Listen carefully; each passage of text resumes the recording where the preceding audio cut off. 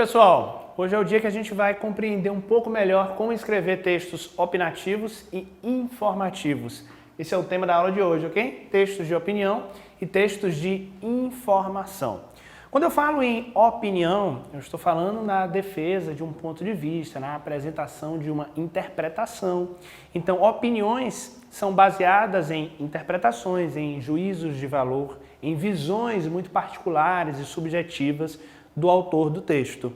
Quando eu falo em informação, eu já estou trabalhando com outros elementos. Eu estou trabalhando com dados, com registros, com comprovações, com fatos. Então, é importante que a gente faça a distinção entre elementos que eu posso usar para defender um ponto de vista, ou seja, manifestar uma opinião, e elementos que são utilizados meramente como informação, ou seja, eu não quero influenciar o meu leitor, eu não quero mostrar o meu posicionamento diante daquele assunto. Não, eu quero apenas informá-lo e ele é que vai criar a sua opinião a partir das informações apresentadas. Esses textos opinativos e informativos, alguns apresentam propriedades muito bem delimitadas, outros vão ser construídos a partir desse hibridismo, ou seja, dessa mistura entre elementos opinativos e informativos. Hoje a gente vai trabalhar com alguns exemplos de gêneros textuais que apresentam tais características, ok? E perceber como algumas construções da linguagem podem permitir que a gente observe se há uma predominância, ou seja, há um uso maior de opinião ou de informação. Quando a gente fala em textos opinativos, então, vamos memorizar algumas palavras-chave, ou seja, vamos memorizar algumas informações, alguns elementos que nos ajudam a reconhecer esse tipo de texto. Textos opinativos apresentam posicionamentos, apresentam pontos de vista. Então imagine que você seja convidado a escrever um texto sobre, por exemplo, a questão da adolescência, os desafios da adolescência. Caso você venha escrever um texto como esse, você vai precisar apresentar, sendo solicitado a você que escreva a sua opinião, você vai precisar apresentar posicionamentos, pontos de vista, ou seja, como você se coloca diante desse assunto.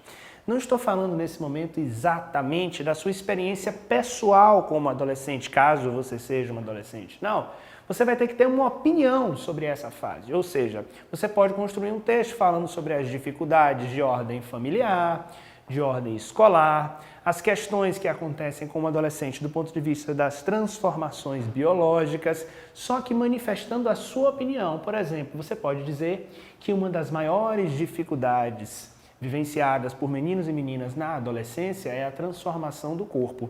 Quando você atribui, por exemplo, que uma mudança como a alteração de voz, no caso dos meninos na adolescência, pode provocar reações difíceis, é uma fase complicada, complexa. Quando você usa esses adjetivos para caracterizar essa fase, você já está sinalizando uma opinião, você já está sinalizando um posicionamento, ou seja, esse texto ele já não tem um caráter somente informativo. Esse texto já denuncia, de certa forma, a opinião de quem escreve. Então, nesse caso, eu preciso apresentar também recursos argumentativos, ou seja, eu preciso, de alguma forma, comprovar que aquilo que eu estou falando é verdade. Para isso, eu vou recorrer a algumas unidades, a algumas construções que o texto argumentativo apresenta para mim, tais como a defesa de uma opinião sustentada a partir de um dado estatístico. Então, eu apresento um dado e defendo o meu ponto de vista. Ou a estratégia da persuasão, que é quando eu quero convencer a outra pessoa de que o que eu estou falando é verdade, e esse convencimento vem a partir de uma opinião muito bem fundamentada, quando eu comprovo a minha opinião por meio de uma construção argumentativa de pontos de vista muito bem delineados. Quando eu passo a escrever um texto predominantemente informativo, aí não necessariamente eu preciso apresentar essas marcas subjetivas, essas marcas de autoria que indicam quem é de fato o escritor. Os textos informativos se concentram em fatos, em exposições, em narrações, ou seja, eu vou apresentar por meio de uma forma bastante objetiva, concreta, elementos factuais. Típico, por exemplo, de um texto como a notícia, mas seguindo esse exemplo, caso você venha a ser convocado a escrever um texto, por exemplo, de tipologia descritiva sobre a adolescência. Nesse caso, você vai ter que informar, você vai ter que também utilizar elementos da tipologia expositiva. Sobre as tipologias textuais, você encontra mais informações na aula sobre tipos e gêneros textuais.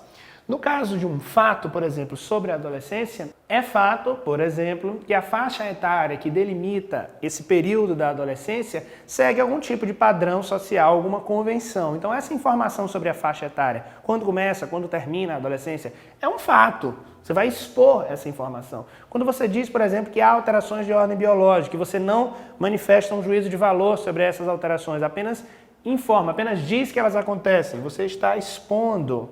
Quando você conta o que acontece na vida de um adolescente, por exemplo, a partir do momento que ele se descobre adolescente até a fase adulta e vai narrando o passo a passo da vida de um adolescente sem necessariamente se colocar diante disso. Você está narrando, você está informando sem precisar se posicionar. É claro que quando você está escrevendo um texto informativo, a partir do momento que você seleciona determinadas informações para inserir dentro do texto, você já está fazendo uma escolha. O que implica que os textos informativos também não são 100% imparciais, já que há a escolha de um repertório, a escolha de um determinado conteúdo por parte de quem escreve. No entanto, as marcações linguísticas que delimitam um posicionamento, elas não ficam tão evidentes, por isso que há uma predominância da informação ou uma predominância da argumentação. Como exemplo de gêneros argumentativos, nós temos vários.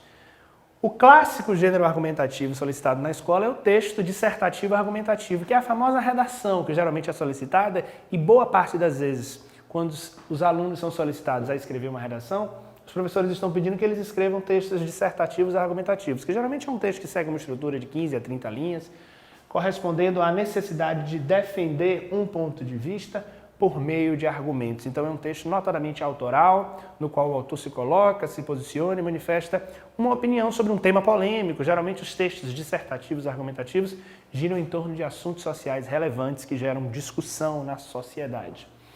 O artigo de opinião, que é um tanto semelhante ao texto dissertativo argumentativo, geralmente publicado nos meios de comunicação, por meio do qual os autores colocam as suas opiniões também sobre temas antenados, conectados com a atualidade. São textos maiores que as redações de caráter dissertativo e argumentativo, porque por meio do artigo de opinião você consegue apresentar maiores dados, complementos visuais, com gráficos, infográficos, com quadros explicativos.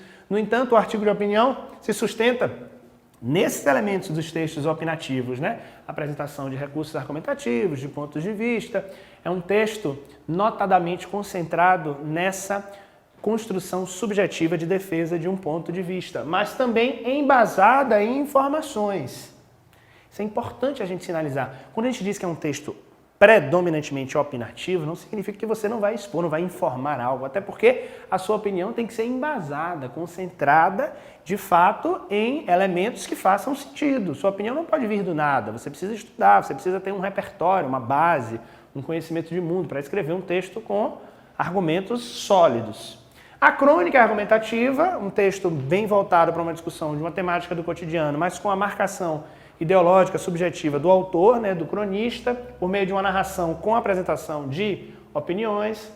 O editorial, que é um gênero típico dos veículos comunicativos, do jornal, da revista, da televisão, da emissora de TV, que acontece quando a empresa fala, muito mais do que o jornalista, ou seja, é um texto onde a instituição se coloca, é um texto por meio do qual a instituição se coloca e defende um ponto de vista na apresentação de um jornal, na apresentação de uma revista. Então é a hora que a empresa fala com o público. Existe a resenha crítica, que é aquele texto de avaliação e de apreciação por meio do qual você expõe o seu ponto de vista sobre uma obra artística. Existe a carta de solicitação ou a carta de reclamação. Esses gêneros são bem argumentativos, porque quando você solicita ou reclama, você está de alguma forma tendo que comprovar que o que você está solicitando ou a coisa que você está reclamando precisa de fato, ela é de fato relevante, né? Então, quando você faz essa carta de solicitação ou de reclamação, você precisa apresentar, por exemplo, argumentos que justifiquem a sua solicitação, argumentos que comprovem que a sua reclamação faz sentido. Então é um gênero argumentativo. Existe a carta do leitor, Hoje em dia também e-mail do leitor, mensagens do leitor, mas a gente ainda convenciona chamar carta do leitor, que é aquele texto que os leitores de jornais, revistas, sites escrevem e mandam para os meios de comunicação, dizendo a opinião deles sobre as reportagens que foram publicadas, as notícias, as notas, as colunas. E aí, de fato, é um espaço especial que os meios dão para ouvir a opinião, os posicionamentos, os pontos de vista dos leitores. Nós temos também o anúncio, né? O anúncio, ele tem um caráter argumentativo e informativo. Ó, eu até sinalizo aqui que alguns tipos de anúncios têm esse caráter argumentativo ou informativo, porque ele pode informar algo sobre um produto, dizer este produto apresenta uma revolução no campo dos cosméticos. Bom, quando eu vou dizendo isso, parece às vezes que é uma informação, parece às vezes que é uma argumentação, porque muitas vezes no caso da publicidade, no caso desses recursos dos anúncios publicitários, quando o anunciante chama a atenção para um produto e diz que aquilo é apenas a informação, a descrição, um fato, né? Ele também está apresentando um juízo de valor, porque quando ele diz, por exemplo, que o melhor produto, mais revolucionário em determinada área, ele já está sinalizando, ele já está dando uma opinião, ele já está tentando te convencer, que é um caráter da publicidade, né? Persuadir, convencer o outro a adotar determinado comportamento, a comprar um produto, comprar uma ideia.